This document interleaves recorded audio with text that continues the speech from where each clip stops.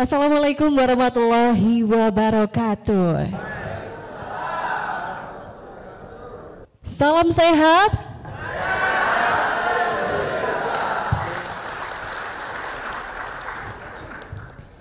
Ya pemirsa, jumpa lagi dalam talk show Bincang Sehat yang akan membahas mengenai pentingnya deteksi dini penyakit tidak menular. Dan pemirsa, pembangunan kesehatan pada hakikatnya adalah upaya yang dilaksanakan oleh semua komponen bangsa Indonesia yang bertujuan untuk meningkatkan kesadaran, kemauan, serta kemampuan hidup sehat bagi setiap orang agar terwujud derajat kesehatan masyarakat yang setinggi-tingginya.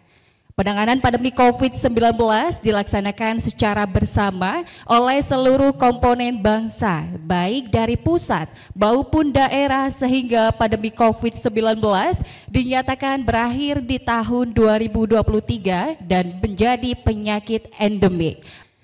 Masih banyak sekali tantangan di bidang kesehatan yang penting untuk ditangani, misalnya kasus penyakit tidak menular atau yang sering dikenal sebagai PTM, yang merupakan penyakit katastrofik seperti kanker, jantung, stroke, ginjal, dan diabetes. Berdasarkan data dari Institute for Health Metric and Evaluation atau IHME tahun 2014 hingga 2019, penyakit jantung menjadi penyebab yang besar terhadap pembiayaan di Indonesia dan terus meningkat di setiap tahunnya. Berdasarkan data BPJS Kesehatan tahun 2022, beban pembiayaan penyakit tidak menular mencapai 24,1 triliun rupiah. Jumlah ini terus meningkat dibandingkan tahun 2021 yang mana beban pembiayaannya adalah sebesar 17,9 triliun rupiah. Ya, jumlah tersebut dikhawatirkan akan semakin meningkat di setiap tahunnya. Untuk itu, dalam kesempatan ini 60 menit ke depan atau dalam 1 jam ke depan, kita akan berdiskusi dengan dua narasumber pada hari ini, yaitu dalam talk show Bincang Sehat mengenai deteksi dini penyakit tidak menular. Telah hadir bersama kita anggota Komisi 9 DPR RI Bapak Haji Anas Tahir. Beri tepuk tangan. Dan PLT Kepala Dinas Kesehatan Kabupaten Banyuwangi, Jawa Timur, Bapak Amir Hidayat SKM MSI, serta saya sendiri Midori Autake yang akan memandu jalannya diskusi kurang lebih 1 jam ke depan. Baik, sebelum berbincang lebih banyak, mungkin saya akan menanyakan kabar pada Pak Anas maupun Pak Amir. Sehat Pak Anas? Alhamdulillah sehat. Assalamualaikum Mbak Dori, assalamualaikum para pemirsa. Waalaikumsalam warahmatullahi wabarakatuh. Pak Amir, bagaimana, sehat? Alhamdulillah sehat. Assalamualaikum semua. Beri tepuk tangan dulu untuk kedua narasumber kita hari ini. Luar biasa, ya.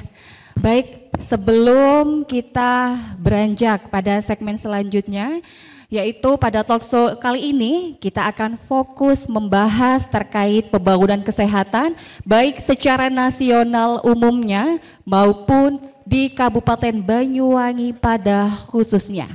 Pak Anas, mungkin saya akan tanya langsung ya, terkait dengan Komisi 9 DPR RI. Bapak Anas, mungkin dapat dijelaskan bagaimana kondisi kesehatan di Indonesia secara umum pasca pandemi COVID-19. Makasih Mbak Dori. Alhamdulillah kita baru saja melewati pandemi COVID dengan baik. Dan hari ini kita sudah bisa hidup normal kembali. Tapi tentu kita tetap harus waspada karena persoalan kesehatan itu sangat dinamis. Selalu muncul persoalan-persoalan baru. Satu masalah selesai, muncul 2 masalah yang lain. Salah satu persoalan serius yang sekarang dihadapi di dunia kesehatan kita adalah soal penyakit tidak menular. Ada tren baru, ada perubahan pola penyakit di mana angka kematian dan angka kesakitan akibat penyakit tidak menular ini cenderung naik drastis. Meningkat tajam bukan hanya di Indonesia tapi juga di beberapa negara lain. Sehingga konsentrasi anggaran kita misalnya banyak terserap di sektor kesehatan. Tadi disebutkan Mbak Dori, tahun 2021 pemerintah harus mengalokasikan anggaran 17,9 triliun. Bahkan dalam waktu 1 tahun meningkat 7 triliun lebih. Tadi disebutkan 24,1 triliun. Bayangkan kalau angka 24,1 triliun ini bisa kita tekan, itu bisa kita manfaatkan untuk pembangunan di sektor lain. Misalnya untuk membangun infrastruktur pendidikan. Karena kita tahu sekarang masih ada puluhan ribu kelas tidak layak di Republik ini. Bisa jadi bisa digunakan di sektor pembangunan pondok-pondok pesantren. Diberikan subsidi beasiswa bagi orang-orang miskin. Atau bisa saja dialokasikan untuk biaya subsidi pupuk. Karena sekarang pupuk sedang langka. Itulah persoalan-persoalan penting yang menurut saya perlu keterlibatan kita semua agar penyakit tidak menular ini tidak terus naik tajam. Ya, baik. Kalau kita melihat bahwasanya Pak Anas ini merupakan anggota DPR ya, sebagai lembaga legislatif yang memiliki tugas dan fungsi legislasi, penganggaran maupun pengawasan. Bagaimana tanggapan Bapak mengenai peran dan dukungan DPR khususnya Komisi 9 di bidang kesehatan, khususnya di bidang regulasi kesehatan? Ya Mbak, sesuai diatur dalam Undang-Undang MD 3, salah satu tugas pokok DPR itu di bidang legislasi. Dalam konteks kesehatan, alhamdulillah kita baru saja menyelesaikan sebuah undang-undang besar, bahkan terbesar dalam dunia kesehatan Indonesia, yang namanya Undang-Undang Omnibus Kesehatan. Kita berharap dengan undang-undang baru ini pemerintah tangannya lebih kuat, sehingga akan terjadi percepatan transformasi kesehatan, terjadi peningkatan sarana prasarana kesehatan, dan terjadi peningkatan derajat kesehatan masyarakat. Makasih Mbak. Ya, baik, saya akan beralih ke Pak Amir. Pak Amir, selaku Kepala Dinas Kesehatan Kabupaten Banyuwangi, mungkin bisa diceritakan mengenai kesehatan di Banyuwangi sendiri secara umumnya, dan apa saja capaian dan tantangan dalam pembangunan kesehatan Kabupaten Banyuwangi. Ya, terima kasih Mbak Dori. Pemirsa, kami sampaikan bahwa alhamdulillah kondisi derajat kesehatan di Kabupaten Banyuwangi semakin tahun semakin meningkat. Tadi disampaikan bahwa pembangunan kesehatan itu diarahkan untuk meningkatkan derajat kesehatan. Dan indikasi dari derajat kesehatan yang meningkat itu adalah usia harapan hidup yang meningkat. Di tahun 2021, usia harapan hidup di Kabupaten Banyuwangi itu 70,7 tahun. Di tahun 2022, BPS merilis usia harapan hidup di Kabupaten Banyuwangi 71,1 tahun. Artinya anak-anak yang baru lahir di tahun 2022 itu mempunyai kemungkinan untuk hidup sampai dengan 71 tahun. Nah ini antara lain, ya. Ya, tepuk tangan dulu boleh. Ini antara lain disebabkan karena beberapa persoalan itu alhamdulillah dapat terus kita upayakan untuk kita atasi. Dan antara lain misalnya angka kematian ibu, angka kematian bayi, dan stunting yang terus kita upayakan penurunannya. Stunting misalnya di tahun 2021 di Kabupaten Banyuwangi itu ada 20,1%. Alhamdulillah dengan upaya kita semua di tahun 2022 rilis dari Survei Status Gizi Indonesia, stunting di Banyuwangi menunjukkan angka yang menurun di posisi 18,1%. Namun Ya, terima kasih. Namun demikian, Bapak Ibu sekalian yang kami hormati, dari 10 besar penyakit di Kabupaten Banyuwangi, kalau 2 tahun yang lalu, itu yang pertama biasanya penyakit infeksi saluran pernafasan atas. Tapi di beberapa tahun, di 2 tahun terakhir, itu peringkat 10 besar penyakit di Kabupaten Banyuwangi itu adalah hipertensi, penyakit tidak menular. Inilah sebenarnya momentum yang baik, kesempatan ini, apa yang bisa kita diskusikan, apa yang kita bisa upayakan untuk menurunkan penyakit tidak menular itu. Terima kasih. Ya, Menarik sekali pemirsa penjelasan yang sudah disampaikan oleh para narasumber kita kali ini yang berbicara seputar pembangunan kesehatan di Indonesia pada umumnya maupun di Kabupaten Banyuwangi pada khususnya. Dan tentunya pemirsa, pemerintah dalam hal ini Kemenkes tidak dapat bekerja sendiri tanpa adanya dukungan DPR serta pemerintah daerah untuk pembangunan kesehatan di Indonesia. Harus ada upaya kolaboratif antara berbagai stakeholder untuk pembangunan kesehatan di Indonesia. Dan pemirsa, di segmen selanjutnya kita akan berbicara lebih menarik lagi ya terkait apa itu PTM dan upaya-upaya penanggulangan PTM. Tetap bersama kami. Salam sehat.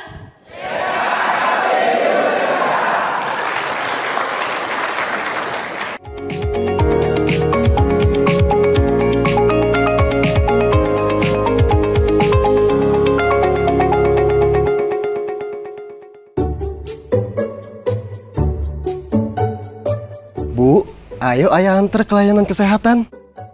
Tapi kan ibu nggak sakit. Wanita yang telah menikah sebaiknya melakukan screening untuk deteksi kanker. Kanker bisa disembuhkan jika lebih dini ditemukan. Jangan takut deteksi kanker sejak dini. Keberanian ibu, masa depan keluarga.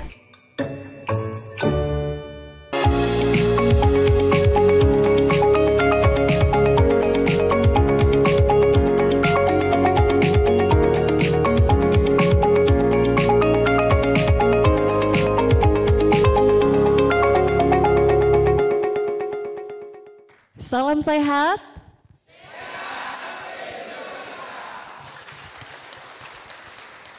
Ya pemirsa, kembali lagi bersama perbincangan kita mengenai isu kesehatan terkini. Dan pemirsa, Indonesia menghadapi tantangan serius berupa beban penyakit atau disebut dengan triple burden, yaitu penyakit menular masih perlu terus ditekan. Sekarang bermunculan penyakit baru yaitu disebut dengan new emerging disease seperti COVID-19 serta adanya penyakit tidak menular atau PTM yang terus meningkat di setiap tahunnya baik bagi penderita maupun pada biaya pengobatannya. Dari hasil Riskesdas tahun 2018 menunjukkan terdapat 3 dari 10 penderita PTM terdeteksi, sisanya tidak terdeteksi atau tidak mengetahui bahwa dirinya sedang sakit.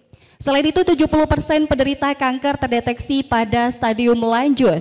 Artinya hal ini terjadi karena PTM seringkali tidak menunjukkan adanya gejala atau tanda pada stadium awal.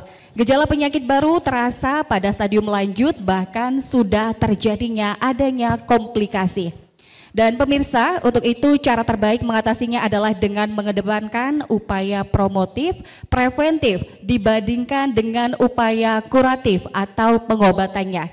Apa saja upaya yang dilakukan DPR maupun Kementerian Kesehatan dan pemerintah Kabupaten Banyuwangi? Hal ini akan kita bahas dan kita ulas pada segmen ini. Ya, baik, kepada Dinas Kesehatan Kabupaten Banyuwangi, Pak Amir, mungkin bisa dijelaskan apa itu PTM dan contoh penyakit PTM dan bedanya dengan penyakit menular, seperti apa?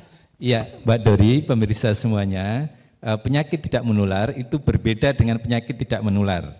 Penyakit menular itu ditularkan oleh biasanya virus, bakteri dan sebagainya yang ada perantara baik secara langsung maupun tidak langsung. Tetapi penyakit menular itu adalah penyakit tidak menular, itu adalah penyakit metabolik yang terjadi sebab ketidakseimbangan di dalam tubuh. Kalau kemudian terjadi ketidakseimbangan misalnya lemak jenuh di dalam tubuh kita meningkat, maka di dalam pembuluh darah itu ada gumpalan. Dan kalau ini meningkat, maka itu akan menutup pembuluh darah dan kemudian terjadi pecah pembuluh darah dan itu yang namanya stroke misalnya. Nah, Bapak Ibu sekalian, saat ini tadi sudah disampaikan oleh Mbak Dori, tren dari penyakit tidak menular itu semakin meningkat. Hipertensi di Kabupaten Banyuwangi itu menjadi peringkat pertama di Kabupaten Banyuwangi yang diderita warga Banyuwangi, dan hipertensi itu adalah pintu dari penyakit jantung, stroke, gagal ginjal dan sebagainya. Maka inilah yang kemudian kita harapkan bisa dicegah dengan upaya yang sangat sederhana. promotif dan preventif, merubah pola hidup, merubah gaya hidup, sehingga terjadi keseimbangan di dalam tubuh kita, proses metabolisme di dalam tubuh kita itu semakin baik dan semakin sehat. Ya. Ya, sudah dijelaskan terkait mengenai penyakit tidak menular, ya. Namun mungkin yang menjadi pertanyaan, faktor-faktor apa saja yang meningkatkan risiko terkena penyakit tidak menular? Ya, yang tadi kami sampaikan ketidakseimbangan. Yang pertama, sehat itu secara fisik sebenarnya keseimbangan dari apa yang kita konsumsi dan apa yang aktivitas yang kita keluarkan di dalam kalori supaya seimbang dengan apa yang kita masukkan. Maka biasanya konsumsi mohon untuk diperhatikan, makan makanan yang sehat. Sekarang ini kecenderungannya makan makanan ini tidak sehat, junk food dan sebagainya yang tidak cukup protein, lemak, mineral dan sebagainya. Anak-anak generasi kita itu kurang biasanya buah dan sayur. Maka kita harapkan inilah yang kemudian menjadi faktor risiko terjadinya beberapa penyakit tidak menular. Belum lagi yang kita konsumsi karena tidak cukup nutrisi yang secara lengkap, biasanya ada pengawet, pewarna, pengenyal dan sebagainya yang itu berisiko sebagai zat karsinogenik yang itu menjadi pemicu dari kanker. Iya. Ya, terima kasih Pak Amir. Mungkin saya akan bergeser kepada Pak Anas ya. DPR yang memiliki fungsi di bidang anggaran. Dapat diberikan contoh mungkin peran DPR dalam bidang anggaran kesehatan tersebut, Pak Anas? Iya Mbak Dori, sesuai dengan tugas dan fungsinya, DPR ini tentu punya komitmen yang kuat untuk terus mendorong dan memperkuat sistem anggaran yang dibutuhkan oleh pemerintah, khususnya di bidang kesehatan. Ini bisa dilihat setidak-tidaknya pada yang pertama, soal naiknya anggaran dari tahun ke tahun. Dulu waktu saya pertama kali masuk anggota Komisi 9 DPR RI, anggaran yang disediakan oleh DPR untuk pemerintah di bidang kesehatan itu baru 57 triliun. Sekarang saya masuk ke tahun keempat, anggaran Kemenkes itu sudah mencapai 100 triliun. Bahkan besarannya kalau dilihat dari APBN kita, yang dikeluarkan dari APBN untuk kebutuhan kesehatan secara menyeluruh, tahun 2020 itu baru 129 triliun. Hari ini meningkat sudah 186 triliun. Itu artinya komitmen kita memang cukup kuat. Yang terpenting di samping soal meningkatkan anggaran Mbak Dori, yang lebih penting adalah kita pastikan bahwa anggaran itu benar-benar digunakan oleh pemerintah tepat sasaran. Sebab kita bayangkan seandainya anggaran itu tercecer ke banyak bidang yang tidak tepat sasaran, itu akan menjadi beban baru bagi pemerintah, terutama bagi rakyat Indonesia. Masih seputar terkait anggaran, mungkin bisa dijelaskan lagi bagaimana dengan pengawasan anggaran kesehatan tersebut? Iya Mbak, sebenarnya pengawasan penggunaan anggaran pemerintah itu secara eksternal itu sudah dilakukan oleh lembaga misalnya BPK. Dan secara internal tiap lembaga itu juga ada seperti Inspektorat Jenderal dan sebagainya. Tapi secara umum karena DPR tugasnya adalah mengawasi pemerintah, kita juga melakukan pengawasan dengan berbagai cara. Misalnya setiap 2 minggu kita itu turun ke daerah. Ketemu dengan gubernur-gubernur, ketemu dengan bupati, ketemu dengan wali kota, bahkan ketemu dengan para kepala dinas. Untuk memastikan apakah anggaran yang dikeluarkan oleh DPR itu benar-benar sudah sampai di daerah dan digunakan sesuai dengan seharusnya. Itu yang pertama. Yang kedua, tiap 2 minggu, tiap sebulan, secara rutin kita melakukan kerja koordinatif, konsultatif. Kita undang menteri-menteri, kita undang dirjen-dirjen. Kita evaluasi sejauh mana anggaran itu sudah terpakai. Apakah ada persoalan-persoalan yang dihadapi di lapangan, atau ada kelebihan anggaran, atau ada kekurangan anggaran. Ini adalah bentuk pengawasan yang secara rutin dilakukan oleh DPR. Dan percayalah bahwa semua ini kita lakukan untuk memastikan bahwa anggaran rakyat itu digunakan sepenuhnya untuk kesejahteraan rakyat. Ya, Mungkin juga bisa dijelaskan upaya apa yang dilakukan DPR untuk memperkuat fasilitas dan layanan kesehatan? Banyak hal, Mbak. Yang pertama, kita dorong agar pemerintah ini segera melengkapi sarana prasarana bidang kesehatan. Kita bangun rumah sakit baru yang sekarang kelasnya internasional. Jadi sebentar lagi itu akan muncul rumah sakit kelas dunia, tidak hanya di Jakarta tapi juga di di daerah-daerah. Yang kedua, kita perbaiki rumah sakit daerah. Saya kemarin ke NTT lalu ke Papua, sedih saya melihat ada beberapa rumah sakit yang sudah tidak layak, baik secara fisik maupun alat-alat kesehatannya. Ini juga kita dorong agar punya anggaran yang cukup sehingga masing-masing bisa berusaha untuk memperbaiki kondisi alat-alat kesehatan dan infrastruktur kesehatannya. Yang ketiga, Mbak, ini yang tidak kalah penting, soal pemerataan. Hari ini pemerataan baik rumah sakit maupun SDM kesehatan itu belum cukup baik. Mungkin kalau yang tinggal di Banyuwangi, di Surabaya, di Jakarta, kita cukup disediakan dokter baik yang spesialis maupun dokter umum dan lain-lain. Tapi di beberapa daerah, kita ini kalau kita hitung sekarang di Indonesia ini, masih kekurangan lebih dari 150.000 dokter spesialis. Ini kalau kita pakai angka yang ideal. Itu karenanya sedang didorong oleh DPR agar ketersediaan dokter spesialis ini benar-benar bisa dicapai dan merata di seluruh Indonesia. Luar biasa. Intinya kesehatan ini, pembangunan kesehatan ini harus merata di Indonesia seperti itu ya Pak Anas ya. Iya. Ya pemirsa, semakin hangat perbincangan kita atau diskusi kita kali ini mengenai apa itu PTM dan upaya-upaya penanggulangan PTM.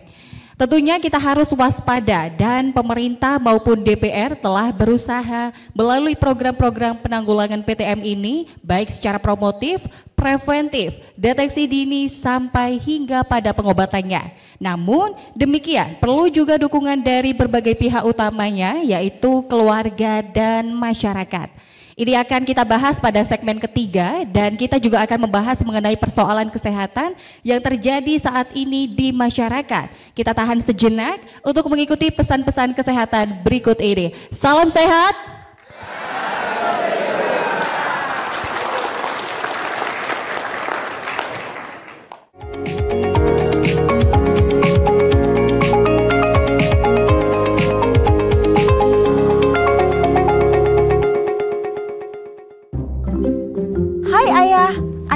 Nggak harus ngapain? Ayah harus minum obat hipertensinya. Tapi ayah baik-baik aja kok.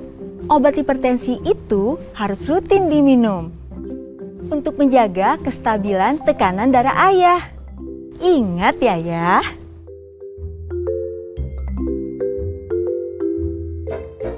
Mari hidup sehat demi masa depan Anda Dan orang yang kita sayangi.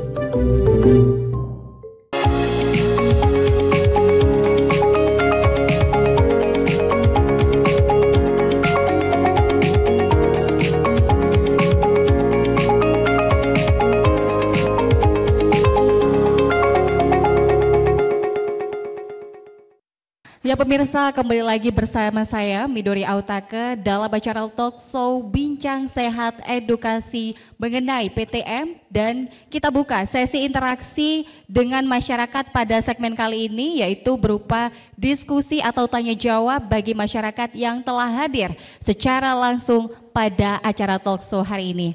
Dan nantinya pemirsa sebagai penutup kita akan mendengarkan closing statement dengan dua narasumber dan langsung saja kita akan berdiskusi lebih lanjut mengenai tentang kesehatan.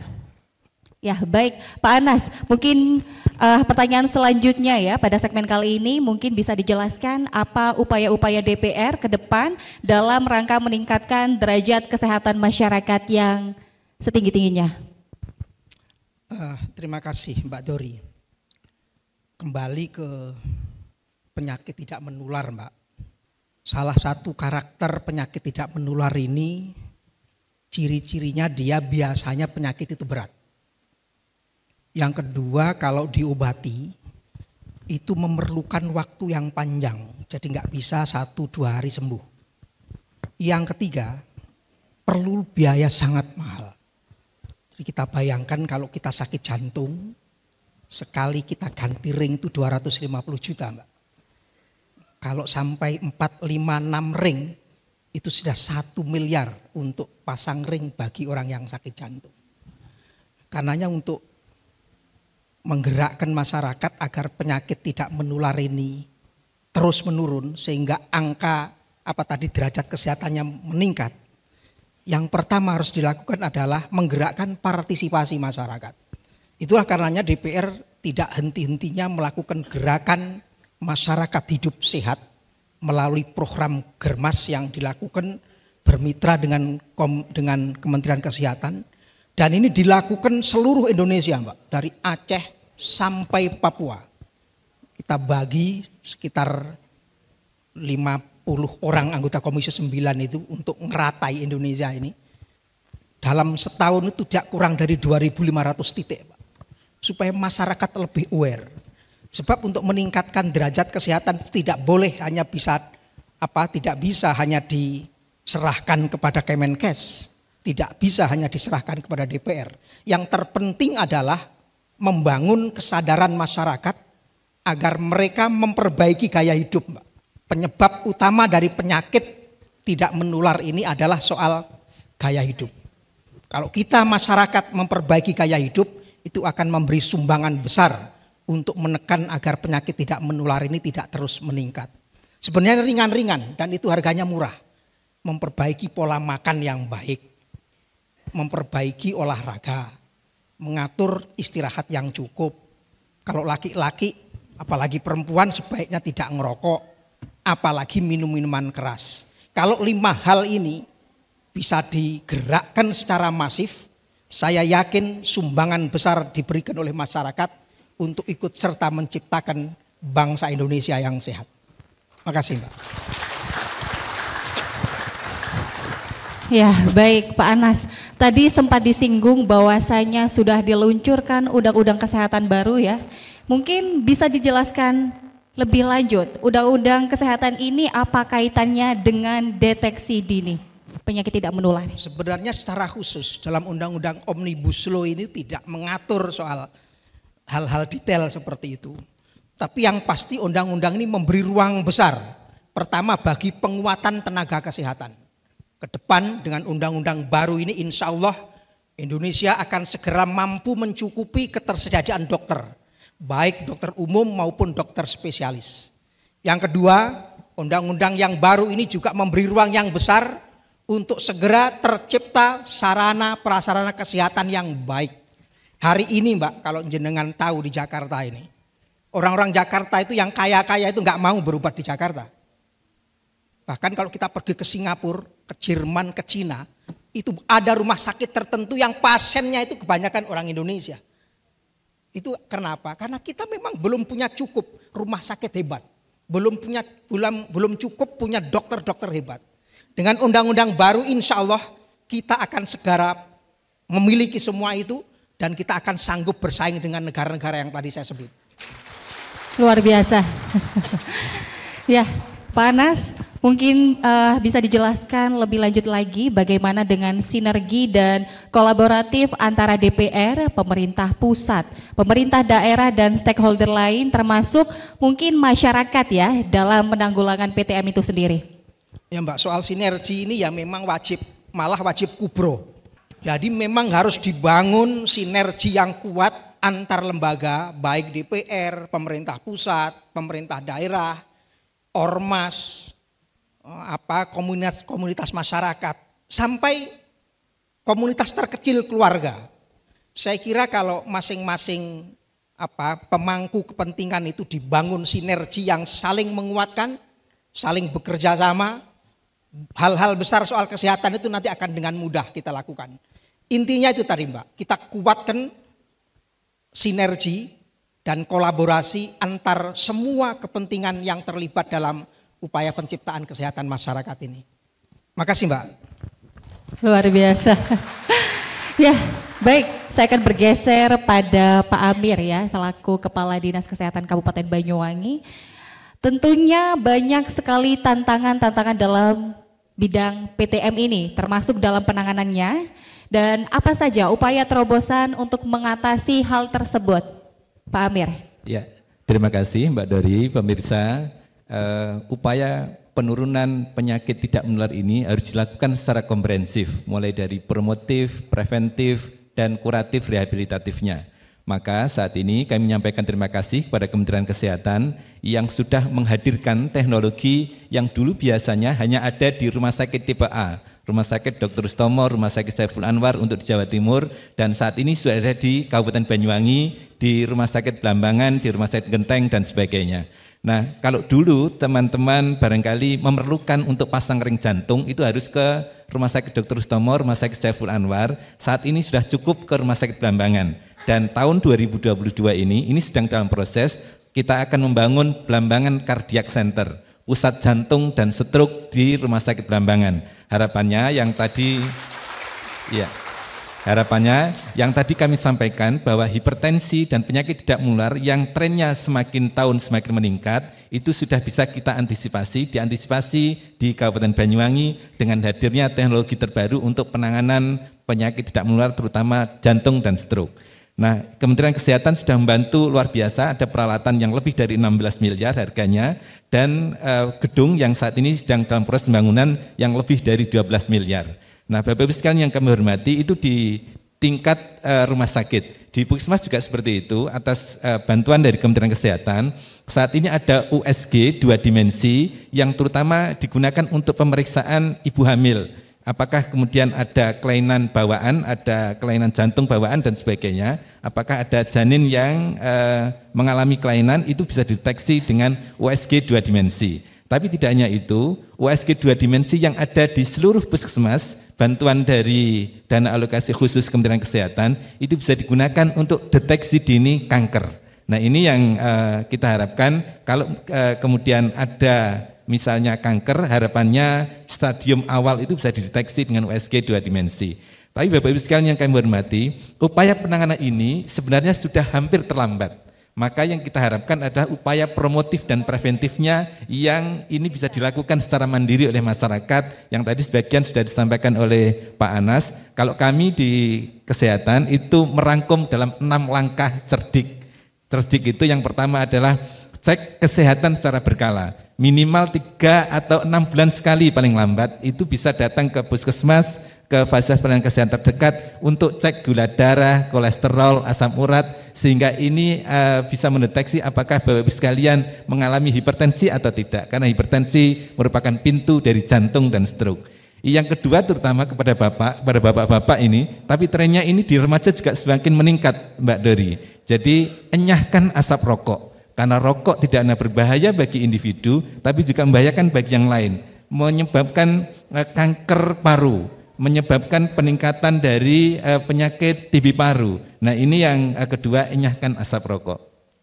Yang ketiga, Bapak-Ibu sekalian, ini penting, R, rajin beraktivitas fisik, minimal 30 menit sehari kita berolahraga, suatu yang sangat murah, yang ini bisa mencegah penyakit tidak menular. Dan yang keempat adalah D, diet yang seimbang. Jadi harapannya apa yang kita konsumsi itu mencukupi seluruh nutrisi dan menghindari beberapa bahan tambahan yang itu juga akan memicu kanker. Dan I-nya adalah istirahat yang cukup. Jadi kita perlu istirahat yang cukup untuk merefresh kembali seluruh aktivitas kita. Istirahat yang cukup itu istirahat yang berkualitas, tidak perlu cukup panjang waktu untuk tidur, tapi istirahat yang cukup sebentar tapi berkualitas untuk merefresh kembali seluruh organ tubuh kita. Dan yang terakhir adalah K, kelola stres. Sehat itu tidak hanya fisik tapi juga mental. Kita perlu untuk sekali waktu misalnya healing, perlu untuk merefresh kembali seluruh aktivitas kita supaya sehat tidak hanya fisik tapi juga mental kita yang sehat. Jadi kita siapkan di Kabupaten Banyuwangi tidak hanya yang penanganan secara kuratif, tapi promotif dan preventif dengan 6 langkah cerdik itu, yang harapannya ini adalah langkah yang sangat mudah dan murah yang bisa dilaksanakan siapapun dan dimanapun. Luar biasa ya. Jadi yang sudah dilakukan baik pemerintah DPR maupun dari Dinas Kesehatan itu sendiri, bahwasanya mereka sudah mengupayakan dalam upaya promotif maupun preventif, sehingga tidak lagi dalam sampai pengobatannya, seperti itu ya Bapak. Tapi tentunya hal ini juga perlu kesadaran dari masyarakat itu sendiri, nggih Pak Amir. Iya, Mbak Dori, jadi cerdik ini merupakan harapannya aktivitas yang dilakukan secara mandiri oleh masyarakat. Maka untuk itu kami berharap ini bisa dilaksanakan di tingkat dusun, di tingkat RW yang beberapa waktu yang lalu di Kabupaten Banyuwangi kami sudah melonsing juga kampung cerdik. Jadi diharapkan di desa-desa, di setiap kelurahan ada pemeriksaan deteksi dini secara berkala. Kalau biasanya cek untuk hipertensi itu dilakukan oleh tenaga kesehatan, harapannya di kampung cerdik itu dilakukan oleh para kader untuk mengetahui apakah tensinya lebih dari 140, bawahnya lebih dari 90 atau tidak. Karena kalau lebih dari 140, sistolnya lebih dari 140, maka ini gejala dari hipertensi dan sekarang bisa dideteksi di tingkat masyarakat oleh kader yang itu bisa dilakukan cukup mudah dan cukup murah. Mudah dan murah ya. Karena biasanya kalau misal udah masuk pengobatannya itu yang mahal ya Pak Amir ya. Baik, mungkin bisa disebutkan dalam Banyuwangi sendiri apakah terdapat inovasi di bidang PTM, penyakit tidak menular atau bidang lainnya dalam pengobatannya? Iya, pemirsa, Bapak Ibu yang kami hormati, kami terus mengupayakan peningkatan kualitas layanan kesehatan. Kami integrasikan seluruh puskesmas se-Kabupaten Banyuwangi dengan rumah sakit. Dan saat ini dengan teknologi informasi kami integrasikan, kalau ada rujukan ke rumah sakit dari puskesmas itu cukup dengan satu klik rekam medisnya itu sudah sampai ke rumah sakit. Sehingga kalau misalnya perlu pemeriksaan jantung dan stroke itu perlu dirujuk dari puskesmas, itu diklik rekam medisnya dan apa yang dilakukan sebelumnya itu sudah dibaca oleh para dokter spesialis, dan inilah harapannya bisa meningkatkan kecepatan layanan sehingga harapannya ini bisa dilakukan tindakan secara cepat untuk mencegah terjadi kefatalan. Dan kita juga sedang mengintegrasikan tidak hanya rumah sakit dan puskesmas, tapi juga klinik dan seluruh fasilitas ambulan yang ada di Kabupaten Banyuwangi. Harapannya ketika terjadi stroke itu perlu penanganan yang sangat cepat, lebih kurang dari 4 jam. Kalau lebih dari 4 jam itu terjadi kefatalan, tidak bisa ditolong, maka dengan ambulan yang terdekat, dengan mobil siaga dari masyarakat yang terdekat, harapannya kalau terjadi stroke itu bisa langsung ditangani dan bisa langsung dirujuk ke Rumah Sakit Blambangan sebagai pusat jantung dan stroke di Kabupaten Banyuwangi. Bahwasanya kalau misal penyakit jantung ini biasanya pengobatannya harus di luar kota ya, tapi di Banyuwangi sendiri diluncurkan adapun pembangunan untuk pengobatannya penyakit jantung ya Pak Amir ya. Betul. Ya, mungkin Pak Anas ada tanggapan terkait hal tersebut, apalagi di Banyuwangi sendiri sudah ada pengobatan untuk penyakit tersebut di RSUD Blambangan. Jadi soal pengobatan penyakit tidak menular yang dilakukan di banyak daerah termasuk Banyuwangi sebenarnya sudah cukup baik. Tinggal alat-alat kesehatan itu belum cukup merata di daerah-daerah tertentu. Sehingga kalau orang yang sakit itu berada kebetulan tinggalnya di NTT misalnya, untuk penyakit tertentu dia harus dirujuk sampai ke Makassar. Nah, perjalanan ke Makassar itu membutuhkan waktu berjam-jam bahkan hampir 1 hari. Jangan-jangan sebelum sampai rumah sakit sudah meninggal duluan.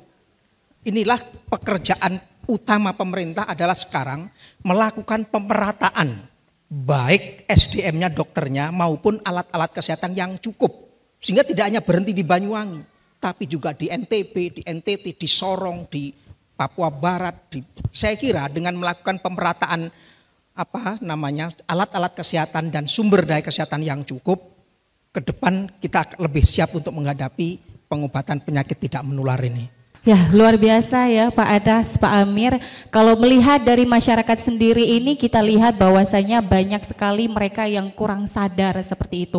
Nah, selain itu mungkin selain upaya promotif sendiri dan preventif, adakah hal lain cara untuk menyadarkan masyarakat? Karena masyarakat ini seringkali tidak atau menggubris hal tersebut, Pak Anas. Ya, satu sisi memang harus dirangsang dengan sosialisasi yang bersifat masif. Tapi sisi lain memang kadang-kadang masyarakat itu juga harus dipaksa. Kadang-kadang kebaikan harus dipaksa, Pak. Contohnya tadi disampaikan oleh Pak Kepala Dinas soal rokok. Di Indonesia ini surganya para perokok. Jadi orang rokok boleh di mana saja, boleh kapan saja. Bahkan kalau ketemu sahabat, rasanya kurang afdol kalau nggak menawari rokok. Dibilang pelit. Nah, padahal untuk tidak merokok ini, untuk di negara-negara maju itu orang dipaksa. Kita ini kalau tinggal di Singapura, Mbak, ngerokok di depan kereta, di depan, jangan di dalam kereta. Saya punya teman mau pulang ke Jakarta ngerokok di depan pintu kereta, tangkap sama polisi. Dua pilihannya, bayar denda atau masuk kurungan. Memang harus dipaksa, Mbak. Ya dia nggak punya duit ya masuk kurungan lah. Setelah 3 hari dikurung baru boleh pulang. Kalau pergi ke Jepang itu berbeda jauh dengan di Jakarta. Pergi ke Jepang itu kalau ada gedung lantai 20 misalnya, selalu disediakan tempat ngerokok. Karena merokok itu kan memang hak asasi. Nggak bisa dilarang begitu saja. Tapi harus dicarikan jalan keluar. Supaya nggak ganggu orang lain. Ditaruhlah di lantai 20 sana tempat ngerokok. Jadi orang yang ngerokok itu harus lari-lari dulu. Beda dengan di sini. Karena semua orang ngerokok. Bagi perokok pasif kayak saya yang harus lari-lari. Menghindari para perokok. Jadi menurut saya memang harus pemaksaan. Pemaksaan itu melalui undang-undang. Melalui undang-undang dan harus ditegakkan undang-undang. Di Jakarta hari ini sudah lumayan bagus, Mbak. Sudah lumayan bagus, tapi di Banyuwangi saya kira masih harus diperbaiki. Tidak hanya Banyuwangi, itu Indonesia, Mbak. Jadi rokok salah satu contoh yang harus dipaksa sehingga masyarakat harus berdisiplin diri. Itu juga soal-soal lain, misalnya soal minuman keras. Beralkohol yang saya bilang tadi. Kalau tidak dipaksa dengan undang-undang yang baik dan dengan penegak hukum yang baik, saya kira kedisiplinan masyarakat juga perjalannya landai-landai saja. Makasih, Mbak. Iya. Baik. Ya, Pak Amir ya, tadi kan juga sudah disinggung mengenai rokok ya. Apalagi masyarakat di sini saya yakin banyak sekali yang masih merokok dan tentunya rokok ini tidak hanya berdampak pada si perokok sendiri tapi juga pada perokok pasif. Nah, bagaimana tanggapan Pak Amir untuk menyadarkan masyarakat-masyarakat yang ada di sini pun? Iya, terima kasih Mbak Dori, pemirsa.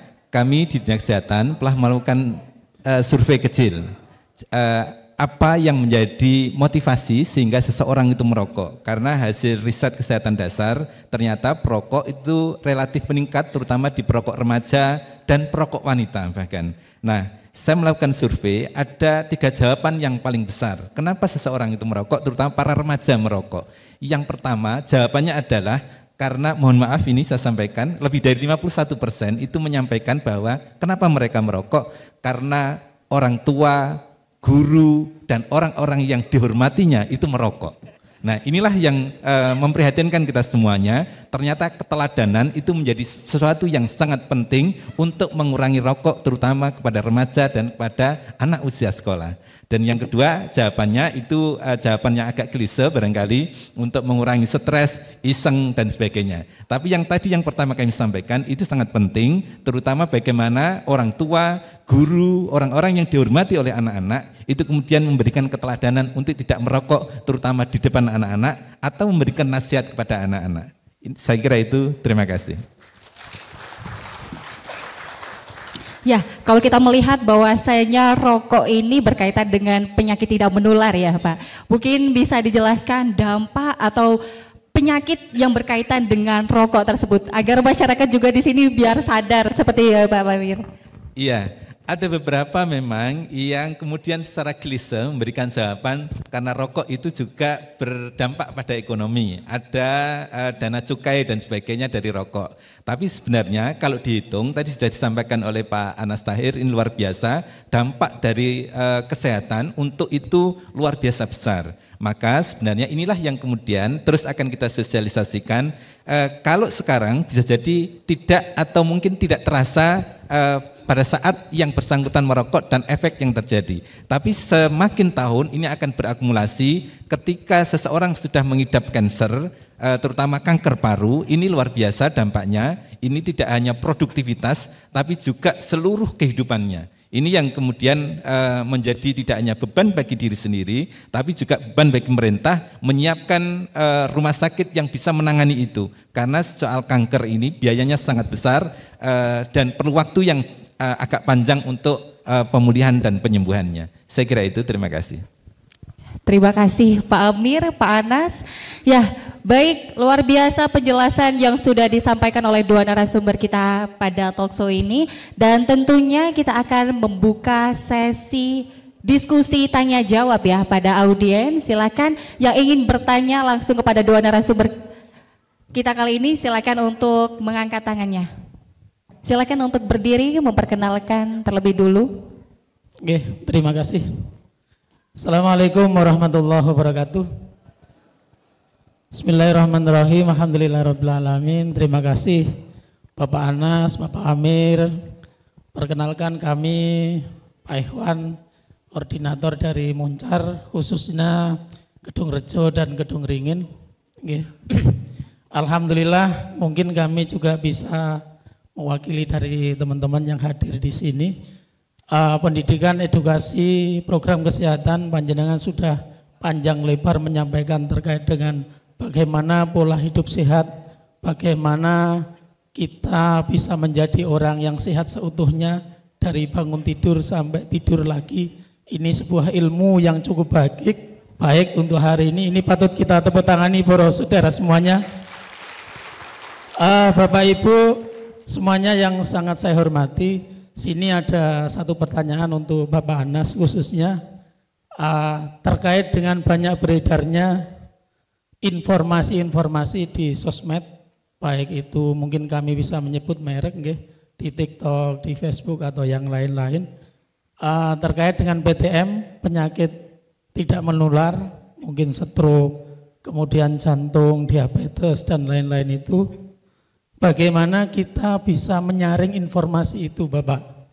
Karena kan banyak minum ini, sembuh ini, pakai cara ini, mungkin nanti bisa sembuhnya seperti ini. Bagaimana kita bisa menyaring terkait dengan informasi, apakah itu informasi yang valid atau benar, ataukah itu hoax? Terkait berita-berita yang beredar di media sosial. Saya kira itu, terima kasih Bapak. Assalamualaikum warahmatullahi wabarakatuh. Waalaikumsalam warahmatullahi wabarakatuh. Mungkin dilanjutkan satu penanya lagi.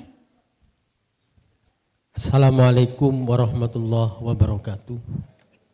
Perkenankan nama saya Bapak Fathur Rafiq, alumni Madrasah Alia Negeri Banyuwangi yang beralamatkan di Perumahan Kalirejo Permai, Kabupaten Banyuwangi. Saya ingin tanya, di dalam mendeteksi kesehatan dini, apakah dilakukan secara gratis atau prabayar? Yang kedua, ketika kesehatan kita secara gratis, lalu kemana? Ketika kita, kalau tidak hari kerja, mungkin masyarakat di bawah akan kebingungan. Kemana larinya? Kemudian selain cek tekanan darah, kira-kira deteksi dini apalagi? Yang terakhir mungkin tambahan aja, hipertensi apa benar itu dipengaruhi faktor keturunan? Demikian, terima kasih, kurang lebihnya mohon maaf. Wallahul muwaffiq ila aqwamit thoriq. Wassalamualaikum warahmatullahi wabarakatuh. Waalaikumsalam warahmatullahi wabarakatuh. Menarik sekali ya pertanyaannya.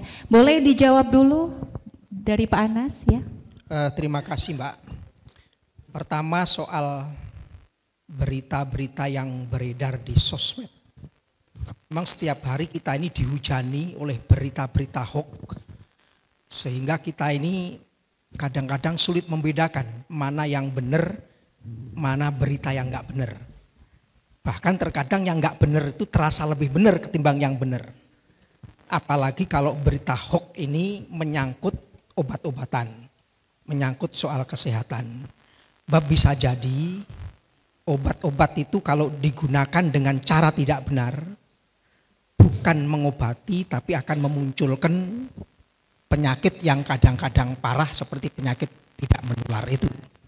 Sekarang bagaimana, itu kan pertanyaannya, bagaimana kita bisa membedakan berita-berita yang benar dan yang enggak benar dalam konteks obat-obatan.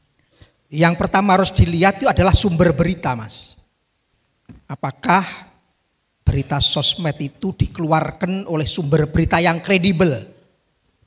Kalau yang nyampaikan misalnya Kementerian Kesehatan atau dokter ahli A atau kampus UGM Fakultas Kedokteran, itu kan salah satu sumber berita yang kredibel, maka kita boleh percaya. Kemudian kalau dikeluarkan oleh sumber berita yang enggak jelas, oleh si fulan, kata si anu pula, itu jangan langsung dicerna sebagai sebuah kebenaran, karena jika tidak benar yang akan menanggung resiko terbesar itu kita sendiri. Itu yang pertama. Yang kedua, setelah kita ngelihat sumber berita, kita cek dulu apakah obat-obatan yang akan kita konsumsi itu terdaftar dalam produksi yang dikeluarkan oleh BPOM. Sebab yang berhak untuk memberikan lisensi apakah obat ini layak dikonsumsi atau tidak, satu-satunya lembaga itu cuma BPOM, bukan Kemenkes. Bahkan Kemenkes pun harus tunduk pada BPOM soal ini. Nah, kalau obat-obatan yang Anda lihat tadi ternyata memang sudah terdaftar dalam produknya BPOM, itu berarti boleh dipercaya. Kemudian yang ketiga, melalui apa berita itu disebarkan? Apakah melalui lembaga resmi, apakah melalui televisi, atau melalui iklan? Nah, kalau iklan ini sekarang juga harus ada 1000 pertanyaan baru, apalagi iklan-iklan online. Itu bisa jadi sangat berbahaya. Tidak hanya obat-obatan tapi juga kosmetik. Kosmetik iklan hari ini katanya bisa bikin putih dalam waktu 1-2 hari. Tidak ada obat yang bikin hitam dari jadi putih dalam 2 hari secara instan, itu tidak ada. Kalau ada yang memberitakan itu melalui iklan, pastikan itu bohong. Jadi kira-kira seperti itu. Lihat sumber beritanya siapa. Yang kedua, dicek di BPOM apakah ada apa tidak. Yang ketiga, siapa lembaga yang menyebarkan itu. Mudah-mudahan ini bisa membantu kita untuk menyaring mana berita yang hoax dan mana berita yang benar. Makasih, Mbak. Dapat dipahami Bapak? Ya, 3 itu diterapkan ya. Baik, selanjutnya Pak Amir untuk pertanyaan selanjutnya. Ya, terima kasih. Jadi langkah yang pertama untuk menurunkan penyakit tidak menular adalah cek kesehatan secara berkala. Terima kasih atas pertanyaannya. Kami berharap masyarakat ini datang ke tempat pelayanan kesehatan tidak untuk berobat tapi untuk cek kesehatan, hadir datang dalam keadaan sehat, apakah tekanan darahnya itu di atas 140 atau tidak. Ini penting. Tapi yang tadi kami sampaikan bahwa kampung cerdik itu sudah ada di setiap dusun di Kabupaten Banyuwangi. Minimal ada 1 dusun di setiap desa. Nah, yang seperti ini sebenarnya motivasinya adalah kita akan mendorong supaya warga itu dapat cek kesehatan secara berkala, secara mandiri, sehingga minimal mengetahui hipertensi oleh para kader, dan harapannya untuk tingkat lanjutannya, untuk cek asam urat, gula darah, kolesterol, itu bisa dilakukan di puskesmas, di fasilitas pelayanan kesehatan, kalau di puskesmas secara gratis. Dan kalau kita semuanya punya anggota sebagai peserta atau anggota BPJS Kesehatan, maka bisa cek secara lengkap kesehatan kita, tidak hanya asam urat, kolesterol dan gula darah, tapi semuanya itu secara gratis setiap 6 bulan sekali. Nah, ini yang pertama. Terus yang kedua ingin kami sampaikan bahwa hipertensi itu bukan penyakit turunan. Kalau diabetes mellitus, DM itu penyakit menurun. Jadi kalau orang tuanya salah satu atau keduanya mengalami DM, maka dimungkinkan anaknya DM. Tapi faktor gaya hidup itu menjadi penentu. Luar biasa. Dapat dipahami Pak? Ya, jadi datang ke fasilitas kesehatan, jangan menunggu sakit. Dalam keadaan sehat pun tetap harus cek kesehatan ya, karena itu juga gratis sudah difasilitasi. Ya, Pemirsa, sebelum menutup acara talkshow Bincang Sehat Edukasi Program Kesehatan tahun 2023, kita akan dengarkan terlebih dulu pesan sehat yang akan menjadi closing statement dari kedua narasumber kita pada talkshow hari ini. Mungkin diawali dari Pak Anas terlebih dahulu, bisa memberikan pesan sehat kepada masyarakat di Indonesia maupun yang nonton secara online ya, maupun dari audiens yang hadir di saat ini. Terima kasih Mbak Dori.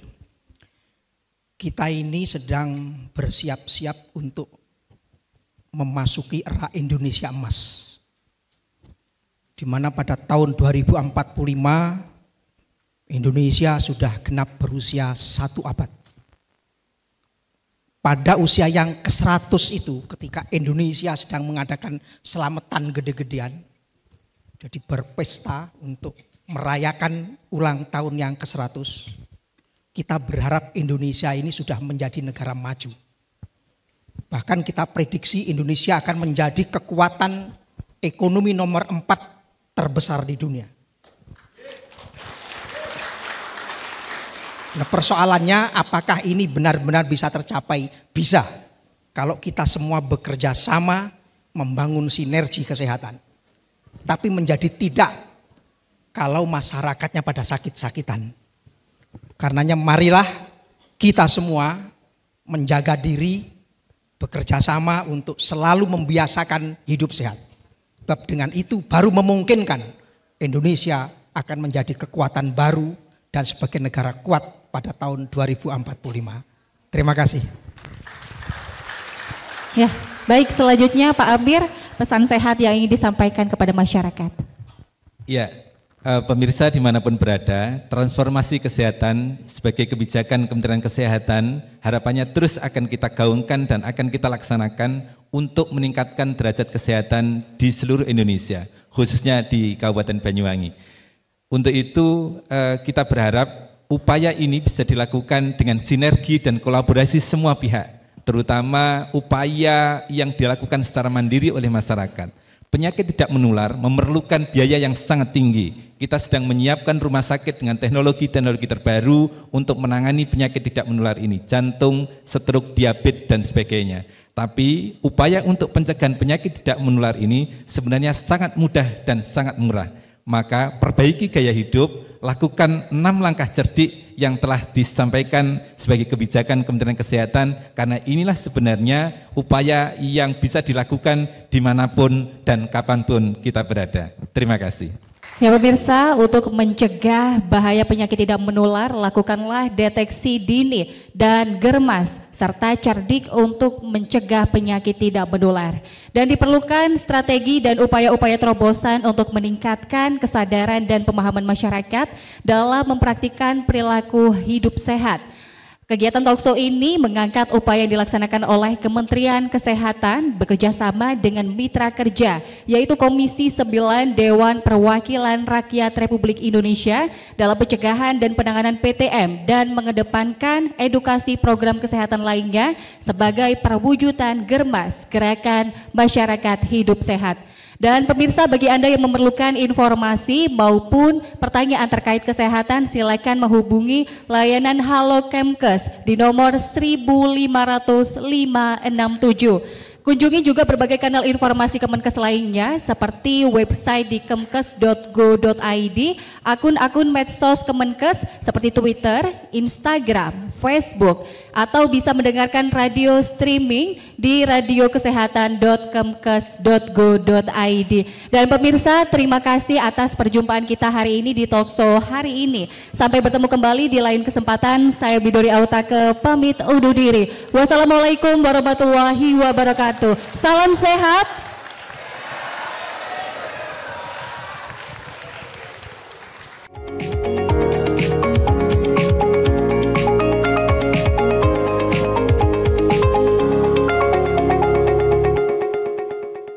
Halo kakek, nenek. Aku mau ajak kakek dan nenek ke suatu tempat yang menyenangkan. Menyenangkan?